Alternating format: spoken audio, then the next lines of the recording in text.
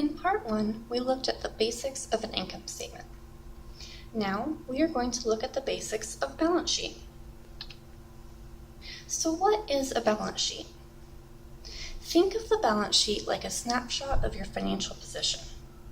It is a picture of what you have today. It is important to make this distinction because the income statement shows what you made over a period of 1 year, whereas the balance sheet is a single point in time.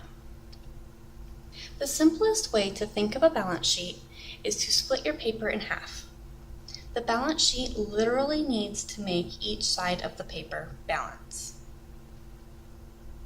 On one side of the paper, I have my assets. Assets are anything that I own.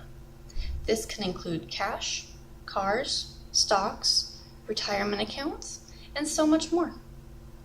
I will usually simplify my balance sheet by writing TA for total assets.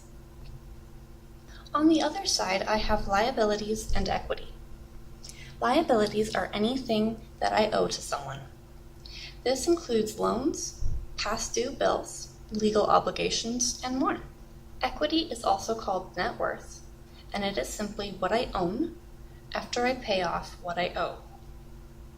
If I sold all my assets and paid off all my bills, this is how much money I would have left. The most important thing about a balance sheet is that at the end of the day, it must balance.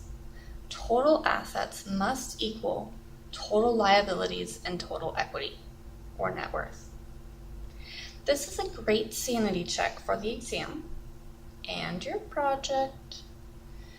The balance sheet must balance. The last line on each side of the statement should always be the same. If not, you did something wrong. So let's take a closer look at assets, or the left side of the balance sheet. Assets are divided up into several categories. For monetary assets, think about cash. Monetary assets are highly liquid, which means that I can easily convert them to cash without lost value. I can walk into the bank and take money out of my checking account without issue, so my checking account is a monetary asset. A money market is similar. It is an account at the bank that I can go in and withdraw funds, usually 3 to 6 times per month without a fee. This is a monetary asset. So how about stocks? Stocks are considered investment assets.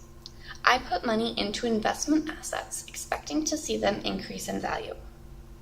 The type of investment vehicle I choose depends on my risk tolerance and time frame, but we will discuss that later in the semester. For now, stocks, bonds, mutual funds, etc. are investment accounts. These are things that usually require you to go to a broker or an investment firm and not your local bank. The other types of assets are fairly self-explanatory. Retirement includes 401ks, IRAs, etc. Housing would be a personal home. Auto and personal property would include vehicles and personal property, such as stamps and jewelry. These are assets that you buy for the ability to use them or as a hobby, not because you're expecting them to appreciate. On the right side of the balance sheet, we have liabilities and equity. Think of liabilities as what I owe someone. This could be an individual, a company, a bank, or a government entity. If I owed back taxes, they are a liability. If I am behind on my child support payments, failed to pay a utility bill, or have a loan, these would all be liabilities. Although we do not separate debt out on the balance sheet, it is important to know what is included in debt. Debt does not include all liabilities. Think of debt as anything I owe as a result of getting a loan. This is easy, right? My home loan and my car loans are debt. Don't forget, though, that a credit card is also debt, as you have borrowed money from the bank and agreed to pay it back at a later date.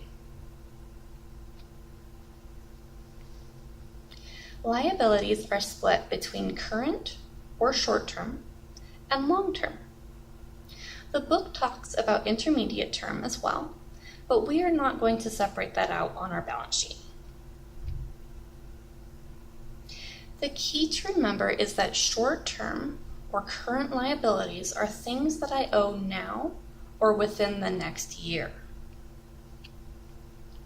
Long-term is anything that will take more than 1 year. Most loans will be long-term. But what about credit cards? Credit cards are short-term. Why? It is true that I might not have to pay off my full credit card within the next year, but who would want to wait that long? Credit cards carry 20 to 30% interest rates, so no, I do not want to leave a balance on them for more than a month, let alone a year. I would rather refinance my car at 4% and pay off my credit card. We will talk more about this later, but if the only thing you walk away from this class knowing is that you should never carry a balance on your credit card, then I consider this class a success. And that's it for the balance sheet.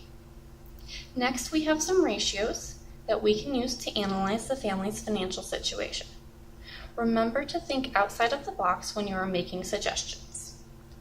Be sure to include specific ideas, not just vague responses from the book.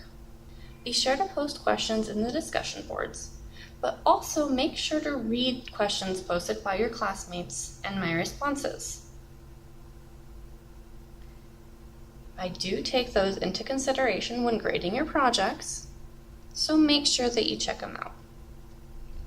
I look forward to seeing you in our discussion boards.